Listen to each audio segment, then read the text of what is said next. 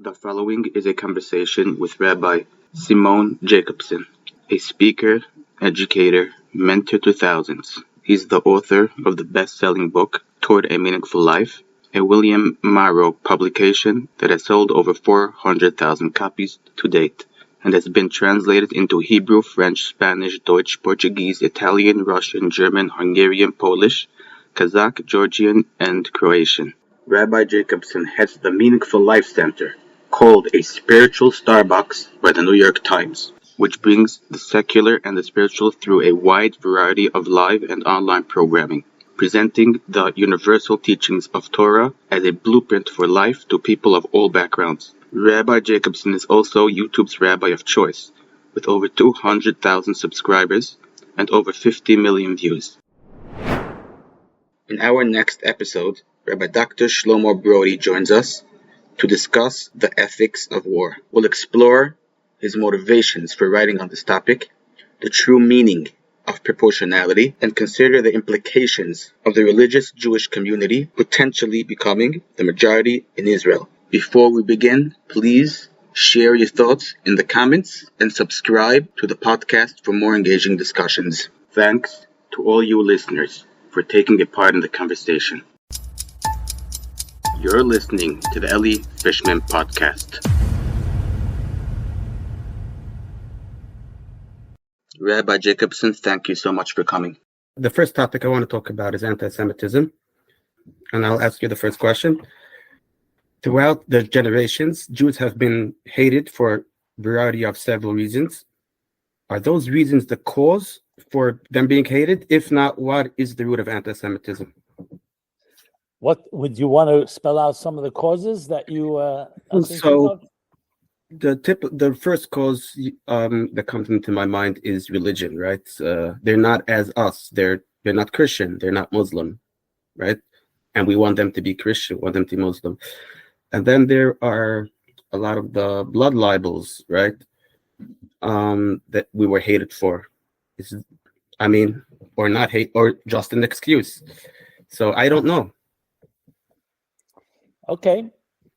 Look, there's an expression that the Talmud tells us, and Rashi quotes it, where he says then when Jacob and Yaakov and Esav met after 20 years of their tensions, and they hugged and embraced. So there are two opinions. Did they hug and embrace? Was it a sincere reconciliation, sincere love, or was not sincere? There are two opinions, but even the opinion that's sincere says was only temporary, because halacha hi biyadua, that's the expression, it's a known rule that Esav saying to the Yaakov, that Esav hates Yaakov. So some quote that as being the first documentation of some type of inherent hatred, some inherent type of anti-Semitism. Starts even before you can even say, even though they were brothers and they were twin brothers and they both had the same parents. If Yaakov is a Semite, Esav is a Semite too. Semite means a son of Shem. And yet he hated him. So the question that you're asking really goes into a whole bigger discussion of what are the root causes, what are the causes. Look, let me just go through a few of the items. Some you mentioned, I'll mention a few, and then I'll try to elaborate how I see the root of all root causes. Some sociologists say that Jews have always been a successful minority. And successful minority is by nature the best target to hate. Because if they're not successful, you don't really care. But here they are a minority. They've always been a minority. To use again, atem hama'at mikol ha'amim. They've always been the fewest among nations, not just today, that we're 0.1%, but throughout history, we were always a minority. And yet, we continue to be successful. That creates resentment, jealousy. Look, what does Pari tell his Egyptians?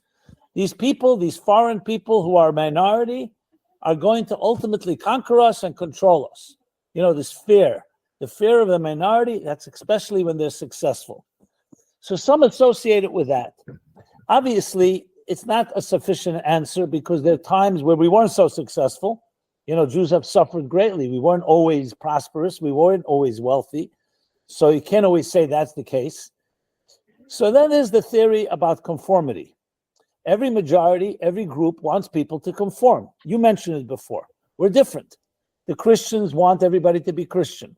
The Muslims want everyone to be Muslim. And since the Jews always refused, look at the story with Mordechai. He refused to bow to Haman in the time of Purim.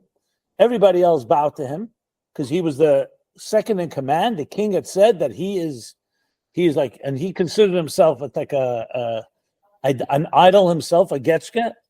And Mordechai refused to bow. So this infuriates people who think they're important. And here's a group of people called the Jews. Let's just analyze the verse from Haman. What does he say?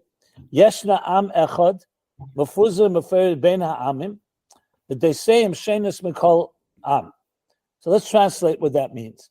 Here's a nation, one nation, that's spread out in your entire empire, from Hodu to Kush, from India to Ethiopia, and the same shenis, even though they're spread out, but they are different, and they stand out.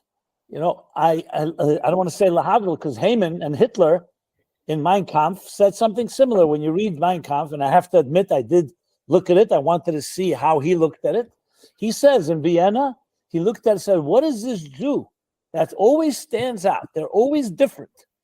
So the majority does not like people who don't conform. Again, I'm going through some of the usual explanations. Now, the thing with Christianity and Islam is interesting. If anti-Semitism began after Christianity, you could say the Christians and the Muslims, respectively, are jealous because we came first. Much of Christianity and Islam is originated from Torah, from Judaism. And therefore, since the Jews don't want to accept Christians and Muslims, they become a threat because we're supposed to be, and you see, first Jesus, then later Muhammad, wanted the Jews to embrace Christianity and Islam, and the Jews did not. So there you have another reason. The problem is anti-Semitism precedes Christianity, because you see it, Paray in Egypt, there was no Christianity yet. There was no Islam, Esav and Yaakov. So clearly there's something deeper.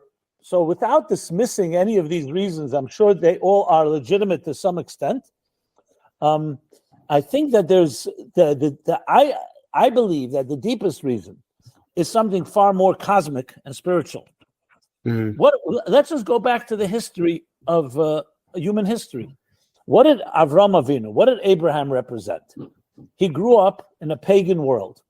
Nimrod was the king of the time. He grew up in a home of idol worshippers. His father, Terah, Abraham's father, that is, was an idol manufacturer. Avram Avinu, from youngest age, realized there's something wrong. There's something wrong with this worshiping of stones, of trees, of the sun, of the moon. And he began looking for something deeper, for God. First he looked in nature, then he looked into the sky, then he went beyond that. And he ultimately came to realize that what we call Hashem, God, is something beyond that humans cannot touch. Something that we have to, in a way, not we try to prove God's existence. We don't create a God in our image. God created us in his image. And when you read the Rambam, a beautiful piece, the Rambam Maimonides, when he explains the laws of Avodah Zarah, idolatry, he says, where did idolatry come from? He says, everyone knew there was one God. Adam and Eve in the Garden of Eden knew there was a God. They taught that to their children. But people wanted a God that they can relate to. God was invisible. So they looked into the sky. They say, these are stars that God created. So they began to look at the stars as God's so-called ministers. Mm-hmm. And they started worshiping the ministers. Mm-hmm. Now, that was their intention was good. They wanted to have a God they can relate to. The problem with that is God is not someone you can relate to. God is the creator. You're the creation. And then from the stars, that was too far. So they created shrines on earth that represented these stars. Then came these con artists, basically hucksters looking to make a few dollars, and they started building these what's called like churches. They started building places that if you want to enter, you have to pay, and that connects you. Bottom line, after time, what happened was ultimately they replaced God with his ministers, and the ministers with objects on earth, and it completely wandered off the reservation. Came Avram Avinu, as the Rambam calls him, Eisen Hagadol, this great power, this great strength, and he reversed and said, no, something's wrong. And he introduced the concept that we were created on this earth not to serve ourselves, but to serve something greater. And that gave the birth to what we call monotheism, the birth to Judaism. And he taught this to his children. He taught the concept that we have to answer and be accountable to a God that's greater than we are. And we have to do so by being virtuous, charitable, kind, generous. For pagans, why? Self-interest is the driving force. So essentially, faith in God and what Judaism represented was the first threat to a materialistic world that's worshiping money, power, self-interest. And the Jews suddenly, meaning Abraham, are saying, no, all those things are secondary to serving something greater than you are. So I would like to put it this way. I think that the hatred of Jews is really the hate towards the idea of being accountable to a higher God. And basically, Jews are the witness, Atam Edai. They've been the witness through history. You can call the Jews the conscience of the human race. And they've always served as a conscience from the time when they went into Egypt, throughout history. And that was a threat to a self-worshiping materialistic world. As the world became more spiritual, actually, look what happened. The United States is a country built on the spiritual values of Torah and anti-Semitism, even though it exists, but on an institutional level, the United States Constitution is built on Torah principles. All men are created equal. We all have rights, things that were unheard of. So basically, I would make the argument that anti-Semitism essentially is anti-God and anti-values, that there's more to life than your interest. And that is the subconscious root of the problem. And now, I'm not suggesting that all Jews are perfect and all non-Jews are necessarily pagan. But this is the challenge that I would say is the key. Right. So why then are Muslims, for example, not as hated by these selfish people that want power?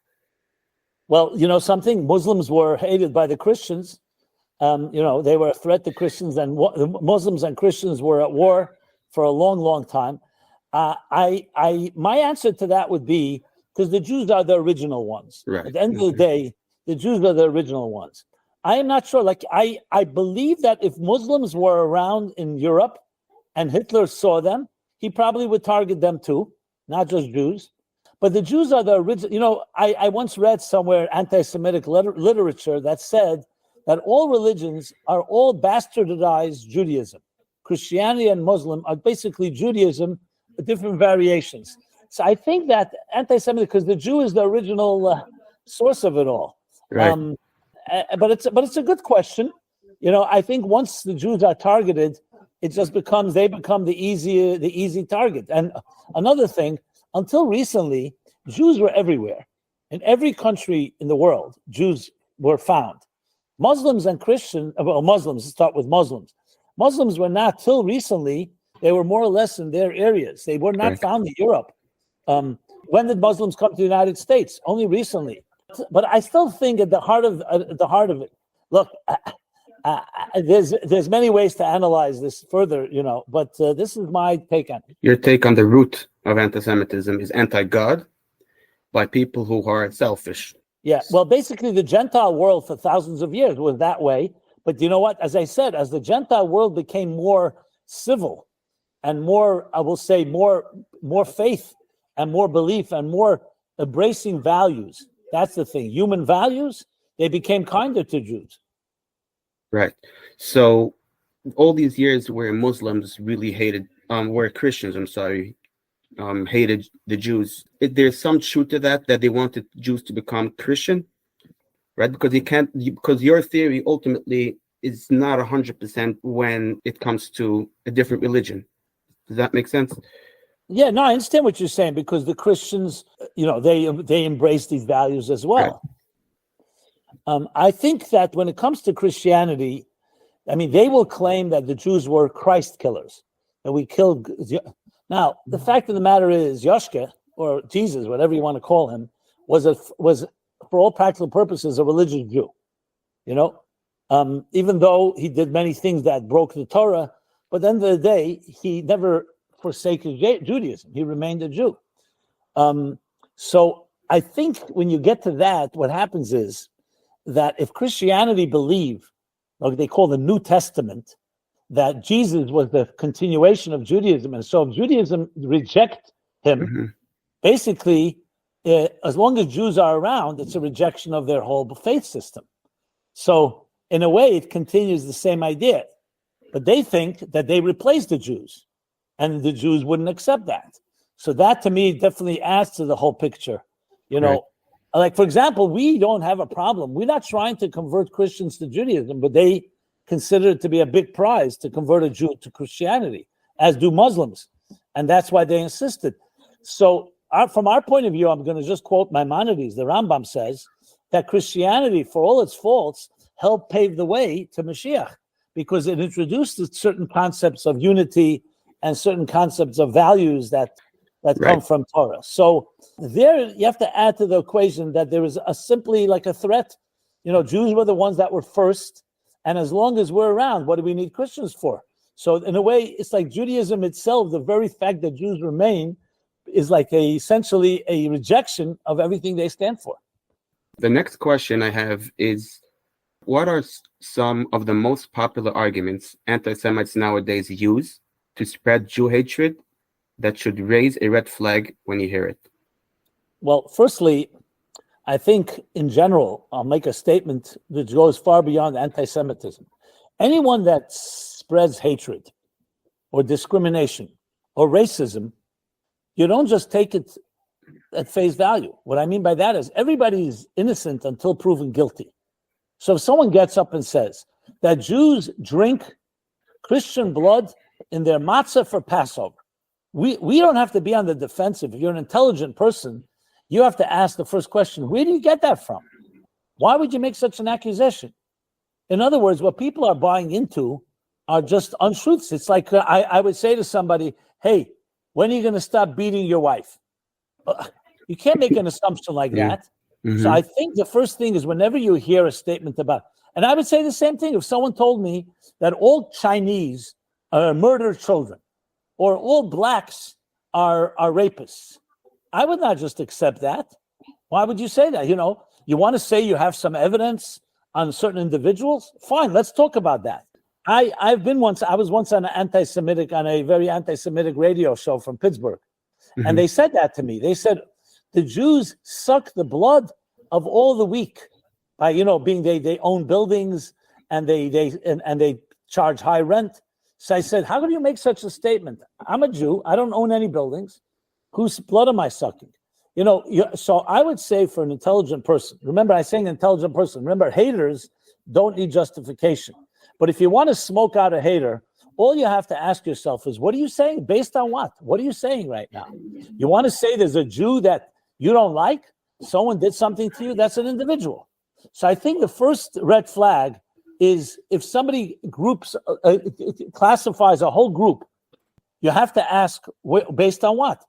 And frankly, I think a lot of the anti-Semitism is stoking preconceived notions. It's called stereotypes. It's not based on anything, frankly. I never want to be on the defense when someone says to me, so do you drink blood from matzah? Right. I say, what, you're asking me such a question? I don't even want to give you the dignity of a response. Go somewhere else. So I think it's vital to understand there's some people that just, there was this recent story now I live in Crown Heights. So in 770, the shul, they found a tunnel. They found a mattress. I don't want to go through now all the blood libels going on, but completely based on ridiculous nothings. So I think if anyone listening to this program should know, you hear something, do not assume it's true until you investigate and find sources. Because it's very easy to just spread a rumor about people and destroy people's reputation for no reason. And I that's my general. So red flag is essentially do not make such blanket statements, especially ridiculous, crazy ones. You cannot For any call group. it for any group. Jews have unfortunately been always the ones that were targeted. Think of a blood libel. We both know Jews are not allowed to drink blood, let alone in a matzah, let alone of Christian children. I mean, honestly, I've done research. I don't even know where that comes from. I don't think there's not even a remote source for such a thing. Right. What you're saying is do your research and don't just accept outrageous comments on a group of people. When it comes to the Israeli conflict, though, when the Israeli-Palestine conflict, that becomes very difficult because it's so institutionalized. Any side can find facts for this way. Let's say if you're a pro-Palestinian, you can actually believe by watching the facts, quote quote facts online, that Israel is trying to kill children. How would you find out differently? Look, your question is a very good question. Yeah, I'll rephrase your question. Once propaganda is out there and an argument has been made for this, an argument for that, and the media says this, the media says that, and you have opinions on all sides, how do you even begin to make sense of what's right and what's wrong? So my answer to that is this. If you really want to get to the bottom of it, you're going to have to do research. Right. Because if you don't do research, you're going to have to rely on someone. The question is, who are you relying on? And I speak now as a Jew and as a pro-Israel and so on. I understand very well that if someone grew up with the attitude that Israel occupied Palestinian land and they forced Palestinians out of the land, and this is going on for 75 years, what they call colonialization and apartheid. If I heard that since I'm a little child, I would also believe it. But you know what? We're intelligent people. At the end of the day, you have to be able to separate yourself from what you're being fed. If you're not ready to do the research, then what can I say? I don't think you'll ever get clarity. You're always going to have two opinions on this matter. I did my research, obviously. I did a lot of research. But I found something very interesting. There are some people that make the argument, even if you were to prove that Israelis displaced Palestinians who lived in Haifa, in Tel Aviv, in Jaffa, etc., in Jerusalem, the fact of the matter is, move on. That's history. There are entire countries that were once Christian and today they're Muslim. There were 1 million Jews living in Muslim countries before 1948. Very strong point. Yeah. And you know what? Move on. That's life. Even if that were the case, were we not kicked out of one country after another? Starting with Israel, of course. Now, the point of the matter is that it's not completely true. Jews have always lived in Israel and so on. But I agree with you. Once you hear what's going on, it's very confusing. I have talked to people. There's no way I can change their mind. They're convinced that these are the facts. They're convinced that Jews never lived in Israel. They're convinced that all the Jews in Israel today came there after 1948. And when you say to them, 1 second here, I will show you. There's a history. We know the Jews where they're buried. We know where they lived. We have a Ma'oras HaMachpelah, we have a Kosel Maravi, we have a Har HaBayis. I mean, but they just refuse to accept it. I think I like to say this to people. If you're talking to someone that is so blocked, you are not going to win any debate because there's no one to talk to. There's no one to talk to. I can tell you, I have a big audience on YouTube. Many of them are Muslims, to be honest. They're Muslims. And some of them have contacted me, and some listen, and you're able to have a conversation, and some forget about it. They just have another narrative. They told me also October 7th never happened. It's propaganda. They say the whole October 7th is not true. So what do you do with a Holocaust denier? Basically says that no 6 million Jews were killed. So my view is these are people best not to argue with them. Choose your battles. Find the people you can have a conversation with that are somewhat rational and somewhat objective and talk to them. I don't have a solution for all the people out there that have their belief system and all these people. I think it's a lot of ignorance. And I'll be very honest. I think that the other side, meaning the Palestinian side, has done a very good propaganda job on campuses, in the media, and in Hollywood to brainwash a bunch of young, impressionable minds with a narrative that just has no basis for it. I mean, look at the UN. They start quoting the UN. Look at all the countries in the UN that condemn Israel. And that's it. What are you supposed to do now? Exactly. Before I get to the next question of how to fight anti-Semitism, you mentioned that you have a large following on YouTube. There's a lot of different types of people probably listening to you. Do you ever get threats or anything like that? I get some hate mail. I've never gotten a threat per se, at least that I know of. Maybe my office hasn't shown it to me. What do you consider a threat? No, a threat would be like a death threat or right. a tax threat. I have not. What can I tell you? Maybe I'm not attracting the real terrorists. I don't know. I've gotten hate mail. People who will write that they totally disagree and that I'm brainwashed. I mean, which is fine with me. I don't have a problem with that. I've never gotten real threats to the point that I had to be concerned, but that can be because I'm not famous enough. I disagree with that statement. Anyways, what do you think we can do to fight anti-Semitism? Well, counterintuitively, I feel, for going back to the roots of it, at the end of the day, it's like an anti-Semite once told me, an American, and he was like what we call a cultural anti-Semite. Didn't really hate Jews. He just grew up, that Jews are outsiders and that Jews are moneylenders and Jews are greedy and they'll take advantage of you. He just had all these attitudes. But he happened to like me because he listened to some of my programs and we met once. And I find it a little amusing, but he was like he was an anti-Semite with manners, as he liked to put it. I told him he's not an anti-Semite. I said, you don't even know what a Jew is, so you can't be anti-Jewish because you don't even know what Jews are. You're ignorant. That's all you are. You're not anti-Semite. You don't know better. You never met a Jew. It's like me being anti-aliens from Mars. I never met them. How could you be anti-something you don't even know what they stand for? So he accepted that, by the way.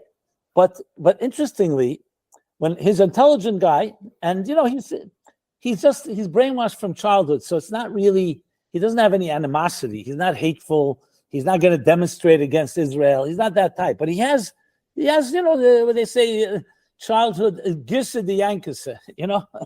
From childhood, it's hard to unwire your brain. Yeah, exactly. So I told him he needs therapy. It's to deprogram himself. But here's an interesting thing he said to me. He said to me, even anti-Semites I know, like my parents and others, he told me, he said, we respect Jews, we just don't like them. That's what he said. So sometimes you respect something even if you don't like it, and sometimes you don't respect. So the point I'm making here is, I think the best way to fight anti-Semitism, paradoxically, is to be as Jewish as you can be.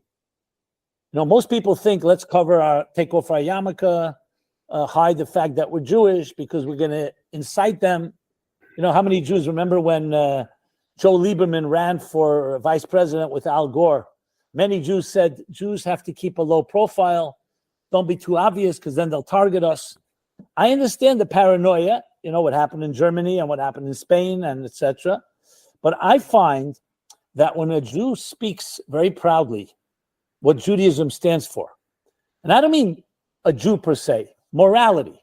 We talk about morality, that God gave us laws of morality, civility, ethics, charity. Who introduced these words? There's a great book called The Gifts of the Jews. Thomas Cahill wrote it, a non-Jew. He writes about 30 key themes that Jews brought to this world. I'll give you words: optimism, providence, destiny, accountability, charity, kindness, virtue. So when people hear that, I say, why don't you find out what a Jew is about and what Judaism stands for, what Israel stands for? The world needs Judaism. The world needs Israel because these are the people and the country that always represented the highest values that you cherish. Every American cherishes the statement, all men are created equal and we have inalienable rights endowed to us by the Creator. The right of freedom of religion, freedom of expression. This comes straight from Judaism, straight from Torah. When people hear that, they say, really? I didn't know that. I said, so if you're anti-Jewish, you should be anti the Declaration of Independence. Right. You should be anti the Founding Fathers. You should be anti all the civil rights and human rights. 250 years ago, is not a long time. 300 years ago, the world was controlled by monarchs and dictators who didn't give people rights. The fact that you have a right to get up right now and be anti-Semitic comes from Jewish principles, because you have the right to express yourself. I think people, when they hear that, they're firstly shocked, and second of all, it educates them. So I find that this is really what drives a lot of what I do today, is to educate people. You want to talk about Jews? Let me tell you a few things about Jews. Now, are there Jews that are corrupt and criminal? Of course, there are Jews that they're human beings, but that's an individual. That's not the standard. If you look into, there's another book I'll mention, On Two Wings, by a guy called Michael Novak, and again, a non-Jewish writer. He says that the whole United States Constitution is built on Torah metaphysics, Torah ideas. So when you're all familiar with this, and this is not theories, by the way, you read the documentation from John Adams and from Thomas Jefferson and James Madison. Judeo-Christian values. Yeah, you'll see. They don't associate with Christian values. They associate with Jewish values. Interestingly, you don't find words like savior, salvation. These are Christian words. You find always providence, in God we trust. These are all like Jewish concepts. So I find that the more Jewish you are, the more people will respect you. Now, is that going to automatically eradicate and erase anti-Semitism? I don't think there's a magic pill overnight. But I do think that Jews, especially today, we're in positions of power and influence. I spoke to a group of business people, Jewish business people, a few months ago in Long Island. They have like a Jewish business network. Not necessarily, some religious Jews, some not. These are CEOs primarily in Long Island. And they were all wondering, it was right after the war broke out in Israel. And they were wondering, they asked me to speak, I was like the keynote speaker. And they were like wondering, what do we do with all this? And how do we balance? We have many workers. Some people have thousands of employees and they have different opinions. And I said to them, now is the time to show true leadership. You should educate your people. For example, maybe institute every Friday, the end of the week, give everybody a few coins to put into charity and say, you want to know what Jews are? That's what Jews believe in. Introduce them to Jewish values, what Judaism stands for, not Jew versus Palestinian, not Jew versus, what do we stand for? And they were very, very touched by that. I said, that's what we have to do now. Now is the time when we're in the public eye. We're like in the crosshairs. Everybody's talking about Jews and Israel. So much anti-Semitism. The best way is, you want to know something about Jews? Here it is. And many of them told me afterwards they did it. And they were so surprised by the reaction. People said, wow, these are beautiful values. So I think instead of retreating and playing defense, this is the time to play offense and say, yes, we'll tell you. Let's tell you who Avram Avinu was. Let me tell you about this man called Abraham. The man introduced chesed to the world. He introduced kindness. Yeah. He introduced human rights. And people are, Av Hamoin Goyim is the father of all nations, Avram Avinu. I gave a talk to, one of my videos was a call to my Muslim cousins and friends. And I said, what do you think your grandfather Abraham would say to you today? And I got tremendous feedback. I believe the best defense is offense. That's the bottom line. Right. That will need a lot of training for Jews that were prosecuted for 2,000 years. And we're very experienced with defense. We're trying to take a defensive team, trying to go offense now. You hit the nail on the head. That's exactly the problem, because most Jews, we've been so used to protecting, it's very hard to tell. That's exactly right. That's what I find with most Jews, that's the biggest challenge. Right. So people like you are the founding fathers of this new world where Jews can actually have a voice and spread Judaism and be a light in the world. Well, I'm proud to say, I'm proud of that fact, and I hope others pick up on that. And I do believe that that's the way. There's a reason that God made it that Jews are free today. With all the anti-Semitism and all what's going on in Israel, you and I could speak here freely. We could say whatever we want. You could send your children to any school. We don't have, Rahman al-Islam, what we had 80 years ago, where we had no control over our destiny. Right. I'm not saying we can't be naive. You lock your doors. I know there are people that hate and are ready to attack a Jew, but we live in a climate that we can celebrate our Judaism. And I'm telling you, I don't feel at all, with all I've done especially last few months, over the years, I don't feel that. I feel the opposite. More respect from non-Jews. I have more non-Jews that listen to me than Jews do, for the record. So I just feel that it builds respect. Right. You're a leading example of that. You don't have to run away. And like we spoke before, you didn't get any threats, and hopefully that continues. Because when you talk common sense and you don't go into all the nitty gritty of the conflict or all the nonsense, then people respect you and people don't hate you for it. Exactly right. I keep hearing from many people that even though I don't always agree with everything you say, but your civil tone, you speak rationally, you don't speak with any emotion, you don't personalize, is very refreshing. I know that. Listen, there's a rule in all communications and marketing.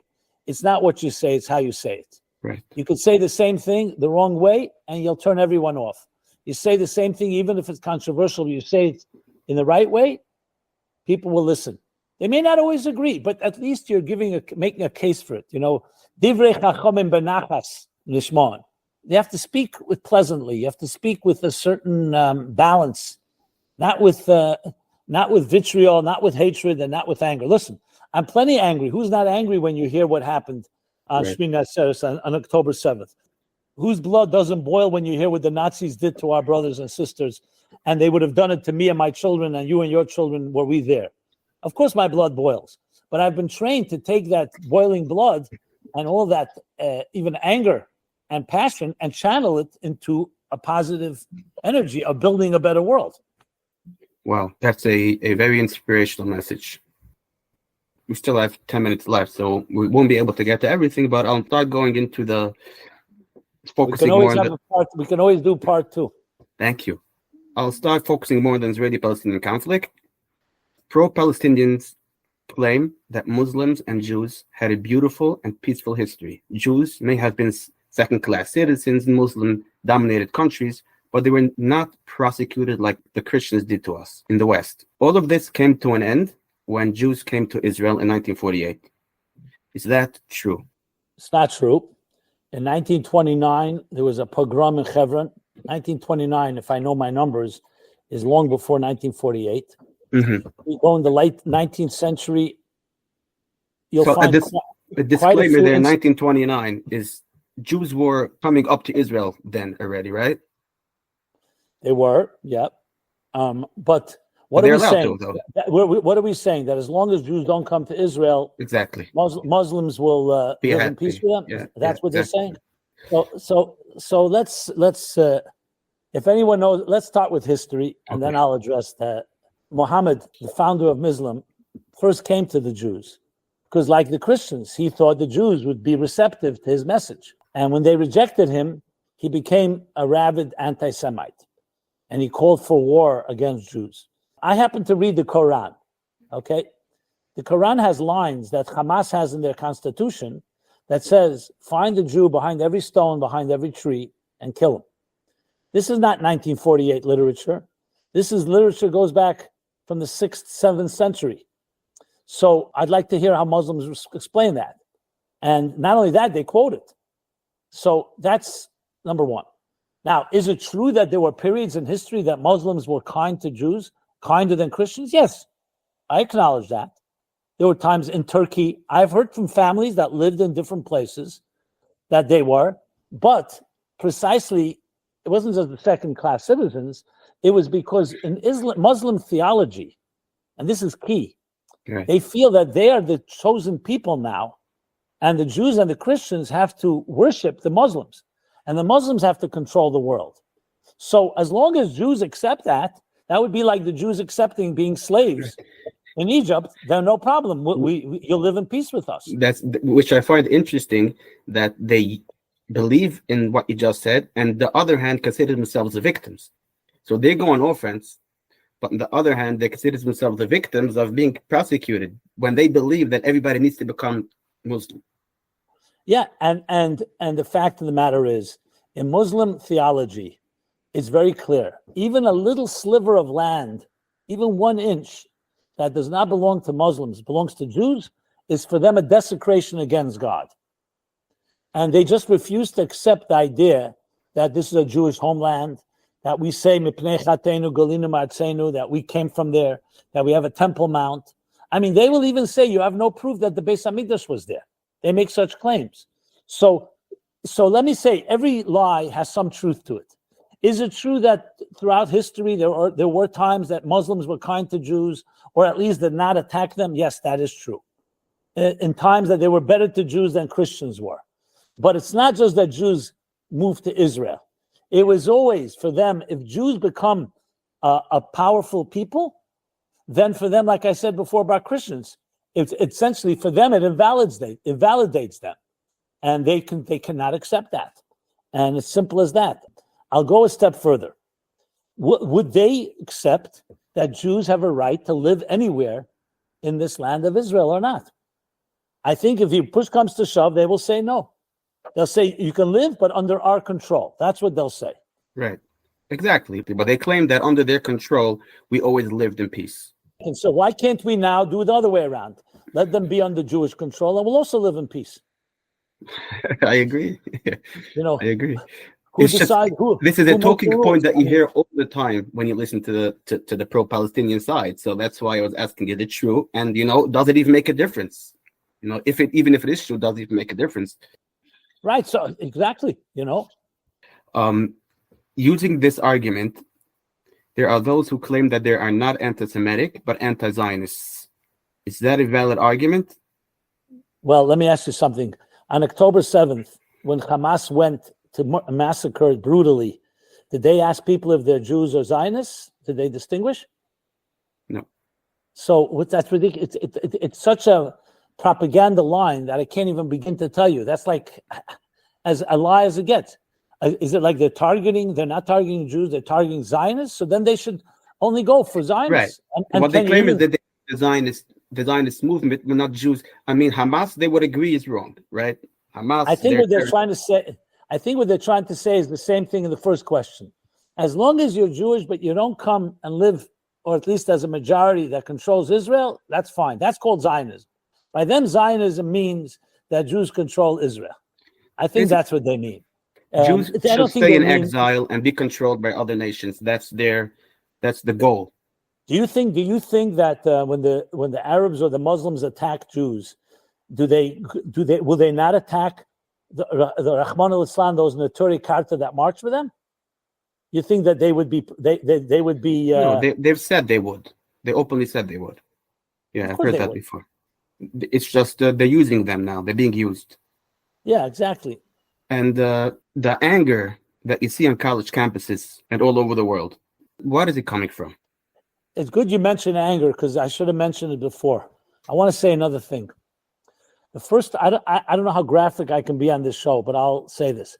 The first time I saw Palestinians playing soccer, like instead of a ball, but the beheaded head of a Israeli soldier. They were playing soccer. And I said to myself, oh, is this something that started in 1948? No. Even people who are your enemy, there's certain things you don't do. I saw such hatred that to me it's very clear that it's not just some type of thing about Israel or Zionism. There's a deep, deep hatred to Jews that they've been trained from young age, and that's why they can celebrate. Look, you're a Jew, I'm a Jew. Even when we kill our enemies, we know there's rules. We would never desecrate the body, even of your worst enemy. When the Egyptians were drowning, Hashem says to the angels, don't sing praise when my creatures are drowning. So I think there's something really, really wrong here. This is not about religion. It's about something's wrong. So this leads me to the anger. The anger, I think it's part of the way they create propaganda on the campuses. They created the Jewish marches have never been with anger. They're peaceful and so on. There's something about their whole, they're very aggressive and violent. Maybe it's what it says in the Torah, Pera Adam, Yodeh Bakel V'yad Kol Boy, and they're very, very violent and angry people. And they convey that on the campuses. I don't understand it completely. I think it's a way I think it's a method. It's like Hitler. Hitler, he wanted the Germans to get angry, not just to not like, he wanted them to get angry, and they incite people. To me, it's always a sign of manipulation that you want people to get angry. If you really have a good argument, just argue. Why do you have to do it with anger and violence? Right. So to me, I think right. that's what it comes from. So these kids on college campuses, so what you're saying is they're brainwashed, or do they know what they're doing? Absolutely brainwashed. Speak to them one-on-one. I've spoken to some. It completely don't have one drop of, you ask them anything, they just will yell at you. They won't answer any. It's like a cult. Right. So they're tapping into the blood of the hot blood of young people. Absolutely. And they're not giving them the real truth, and they think they are actually marching for what's right. Yeah. You ever hear the Hamas son, the son of Hamas that became pro-Israel? Yeah. He speaks a lot about how you educate you with hatred, and then when you finally come to realize the truth, you realize this was all manipulation. They manipulated you to be angry and hate and so on. Also, there's a very deep thing by Muslims called shame. Shame. The shaming of the Ottoman Empire falling, the fact that their lands were controlled, even oil, the Western world developed it. There's a lot of shame, and shame comes with a lot of anger by them.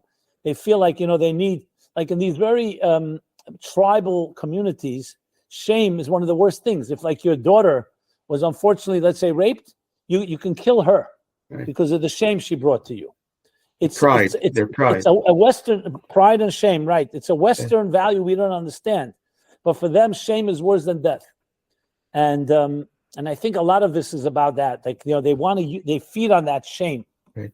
The word respect is heard a lot when they talk. Yeah. Yeah. My last question, if I may. Sure. If you can clear up all the smoke, what would you say is the root of the Israeli-Palestinian conflict? The root is that the Arab and Muslim world has never come to terms with giving legitimacy to the Jewish people to live in their 4,000-year-old homeland. They just don't accept it. Not in 1948, not in 1929, and not in the 6th century, and definitely not today. To me, that's the root of it all. Because the best proof is this. If they were to eliminate from the Constitution all calls for destruction of Jews and Israel, and we will only live in peace, and we recognize you, and they return the hostages, and they surrender, what do you think would happen? Israel would continue the war? Would Israel continue to fight? They would have millions of them. If they had built up Gaza and turned it into Dubai, instead of building these tunnels and this whole military infrastructure, what would have happened? Israel would love it. Dubai. And they had thousands of people coming, tourists. It's on the waterfront. We know exactly what Israel would do. Israel would not suppress them. They would feed them, actually. They'd probably support them. They supported them anyway. Right. So I think it's very clear that I'm not saying everything Israel has done over the history is all right, but overall, if they just accepted that Israel is a legitimate country and we will build and we will move wherever we want to move, you have the end of the conflict. Look what happened with, you talk about Dubai, the Emirates, Kuwait, Saudi Arabia. They all made peace with Israel. Imagine all the Arab countries make peace with Israel. They will all thrive economically, technologically, and won't have to spend so much energy and time and money and lives. That's complete waste. It's such a tragedy. Okay, one more question. It's a fast one. What is Rabbi Jacobson's best candy? It's interesting you ask. I don't like candy. I used to like bubble gum, but I don't really like candy. Why don't you ask me what's my favorite food? This came into my mind. I didn't even prepare this question, so what is your favorite food? I'm a little child. I don't like candy because it's too sweet. I just don't like candy. Period. Mm-hmm. But food, I like a good piece of pizza, a good hamburger, a good hot dog. Yeah. So the United States people consume the most pizza in anywhere in the world. Just heard that. I didn't know that. Okay. More than Italy. Really? Wow. Where it originates from. Yeah. Okay. Thank you very much. I really, really appreciate it, and we should do this again. Thank you. Thank you for honoring me. It was nice speaking with you, and hopefully it reaches many people. Amen. Thank you.